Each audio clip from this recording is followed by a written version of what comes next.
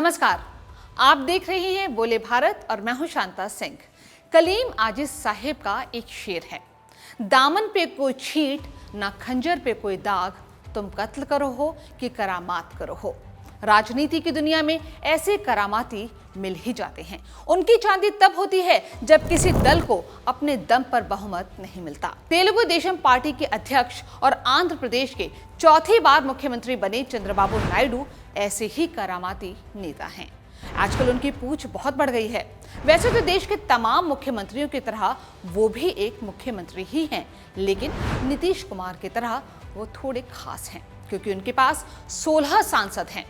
अब वो 16 सांसद ऐसे तो क्या ही कुछ कर लेते, लेकिन नरेंद्र मोदी के नेतृत्व में बीजेपी के 240 सांसद बहुमत से कम हैं। इसलिए पीएम नरेंद्र मोदी को बार बार नायडू को गले लगाना पड़ता है, क्योंकि अगर नायडू नाराज हो गए तो सरकार की उम्र घट सकती है। लेकिन नायडू करामाती कैसे हैं, इसे समझने के लिए हम आपको एक घटना बताते हैं। गठबंधन की सरकार को समर्थन देने का चंद्रबाबू नायडू का पुराना अनुभव है। 1996 में जब किसी भी दल को बहुमत नहीं मिला तो गैर कांग्रेसी, गैर बीजेपी दलों ने संयुक्त मोर्चा बनाया था। उससे पहले देवेगौड़ा सरकार बनी और फिर गुजराल सरकार बनी। आज कांग्रेस और डीएमके में गहरी दोस्ती दिखाई दे रही है, लेकिन एक वक्त ऐसा था कि कांग्रेस डीएमके को फूटी आंख देखना पसंद नहीं करती थी। गुजराल सरकार कांग्रेस के बाहरी समर्थन से चल रही थी। कांग्रेस अड़ गई कि डीएमके को बाहर निकालो, नहीं तो समर्थन वापस ले लेंगे। संयुक्त मोर्चा के नेता भी अड़ गए कि सरकार रहे या जाए, लेकिन डीएमके को नहीं निकालेंगे। तब चंद्रबाबू नायडू का एक बयान बड़ा मशहूर हुआ था, यूनाइटेड फ्रंट इज यूनाइटेड। लेकिन कमाल देखिए कि उस बयान के 3 महीने बाद ही नायडू यूनाइटेड फ्रंट को बिखेर कर खुद ही एनडीए का हिस्सा हो गए, वही एनडीए जिसका वो आज हिस्सा बने हुए हैं। तब अटल बिहारी वाजपेयी की सरकार इनके समर्थन से चल रही थी, आज नरेंद्र मोदी सरकार इनके समर्थन से चल रही है। नायडू की सियासी कलाबाजियों को पीएम मोदी अच्छे से जानते होंगे और उनके इस अतीत को भी, जो सत्ता के लिए अपनों के विश्वास के खून से सना हुआ था। चंद्रबाबू नायडू की राजनीति कांग्रेस से शुरू हुई थी। वो तेलुगु फिल्मों के सुपरस्टार नंदमूरी तारक रामाराव के दामाद थे, जिन्हें लोग एनटीआर के नाम से जानते हैं। जब एनटीआर की राजनीति में दिलचस्पी जगी तो नायडू ने ही कोशिश की कि कांग्रेस उन्हें राज्यसभा का सदस्य बना दे। कांग्रेस ने तवज्जो नहीं दी। एनटीआर ने किसी दूसरे के रहमो करम पर जीने की जगह अपनी पार्टी बनाई, तेलुगु देशम पार्टी, और आंध्र प्रदेश में कांग्रेस की सरकार को बदल दिया। तब से उनकी पार्टी में एनटीआर के बाद सबसे प्रमुख नेता चंद्रबाबू नायडू ही रहे। एक तो भरोसेमंद काफी थे और दूसरे दामाद तो थे ही। फिर जनता भले ही एनटीआर की दीवानी थी, लेकिन एनटीआर जनता के दीवाने नहीं थे। पार्टी कार्यकर्ता तो बहुत दूर की चीज है, वो तो अपने विधायकों तक का नाम नहीं जानते थे। पार्टी संगठन, कार्यकर्ता और सरकार को जोड़ने वाली कड़ी तो चंद्रबाबू नायडू ही थे। वो नायडू ही थे जो एनटीआर की चाहतों को जनता तक ले जाते थे और जनता के आकलन को एनटीआर तक। रही बात एनटीआर की, तो वो तो अपने 7 बेटों और 4 बेटियों को भी ठीक से नहीं जानते थे। आपको आश्चर्य हो सकता है, लेकिन यही सच है। उनके बेटे बालकृष्ण के मुताबिक एक बार जब वो अपने दोस्तों के साथ पिता के फिल्मी सेट पर मिलने के लिए गए तो एनटीआर ने वहां मौजूद लोगों से बालकृष्ण का परिचय अपने सबसे छोटे बेटे के रूप में कराया, जो इंटरमीडिएट में पढ़ता है, जबकि उस समय बालकृष्ण हाई स्कूल में पढ़ते थे। और हाँ, वो एनटीआर के सबसे छोटे बेटे तो कतई नहीं थे। अपने फिल्मी अफसानों की दुनिया में खोए रहने वाले एनटीआर भले ही राजनीति की खुरदरी दुनिया में आ गए, लेकिन वहां भी वो अपनी रोमानियत भरी सोच और हीरोइज्म की ख्याली दुनिया से बाहर निकल नहीं पाए थे। इन सब के बावजूद एनटीआर की एक झलक आंध्र प्रदेश के लोगों को दीवानगी से भर देती थी। इसका सबसे बड़ा उदाहरण 1984 का लोकसभा चुनाव है। तब इंदिरा गांधी की हत्या के साए में उमड़ी सहानुभूति लहर में विपक्ष के बड़े बड़े दिग्गज उड़ गए थे, लेकिन आंध्र प्रदेश में टीडीपी ने इतनी सीटें जीती कि तमाम राष्ट्रीय दलों को पीछे छोड़कर वो लोकसभा में कांग्रेस के बाद दूसरी सबसे बड़ी पार्टी बन गई। यानी जनता से दूरी भले एनटीआर की हो, लेकिन एनटीआर से जनता दूर नहीं थी। ना पार्टी के नेता, ना कार्यकर्ता, ना मंत्री और कोई भी नहीं। एनटीआर अपनी पार्टी के लिए खुदा थे।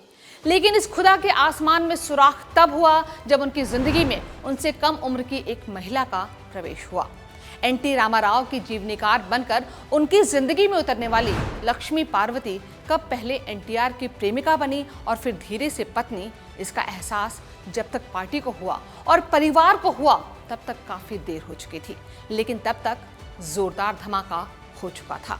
एनटीआर की जीवनी एनटीआर अ बायोग्राफी में के चंद्रहास और लक्ष्मी नारायण ने लिखा है कि एनटीआर को तमाम बीमारियां थीं। उनको डायबिटीज थी, उनको दिल की बीमारी भी थी। वो इलाज के लिए जब विदेश गए तो साथ में लक्ष्मी पार्वती को लेकर गए थे।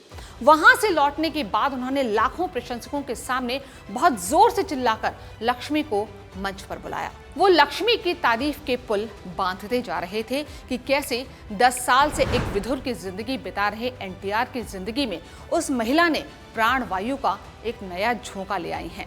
वो सबके सामने ही लक्ष्मी पार्वती के गले में माला पहनाने वाले थे।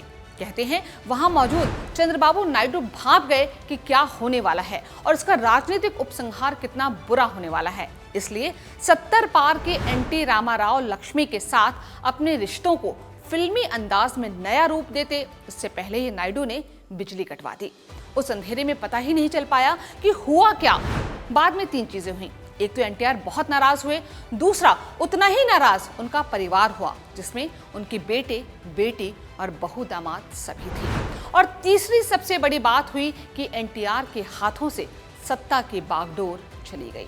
1 सितंबर 1995 को चंद्रबाबू नायडू मुख्यमंत्री बन गए और इसके 4.5 महीने बाद एनटीआर का देहांत हो गया। आप भी सोच रहे होंगे कि चंद्रबाबू नायडू की इस पटकथा के पीछे अचानक एनटीआर की लंबी चौड़ी कहानी कहां से आ गई। तो एनटीआर की कुर्सी इसलिए चली गई थी क्योंकि उनके दामाद चंद्रबाबू नायडू ने बगावत कर दी थी। एनटीआर के बुढ़ापे का प्यार परिवार वालों को ही नहीं बल्कि पार्टी के बड़े नेताओं को भी बुरा लगने लगा था।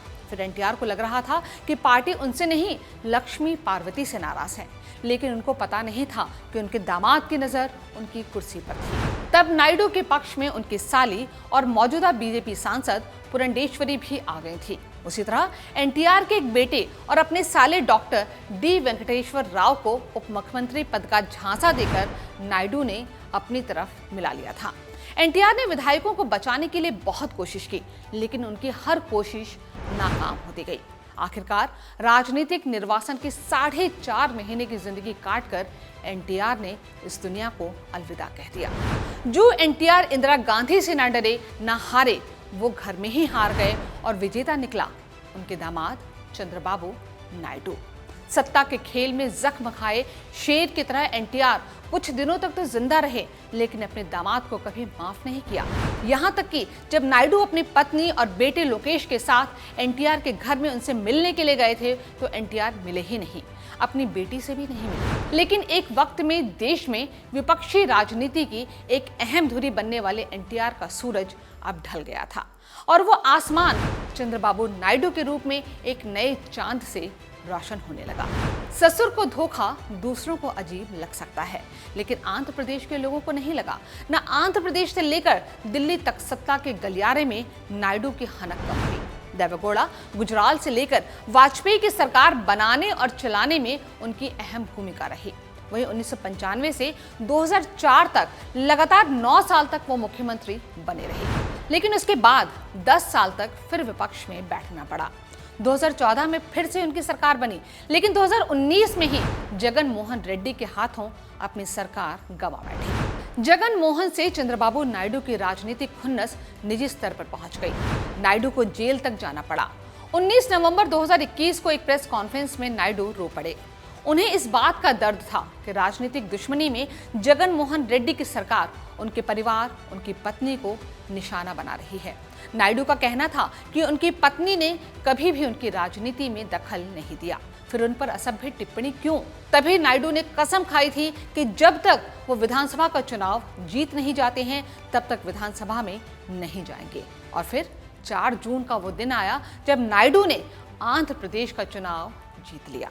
नायडू के हाथों में आंध्र प्रदेश की बागडोर है और जिनके हाथों में देश की बागडोर है उनका रिमोट भी नायडू के हाथों में है। अभी तो प्रधानमंत्री नरेंद्र मोदी से नायडू की गलबहियां चल रही हैं, लेकिन आगे क्या होगा?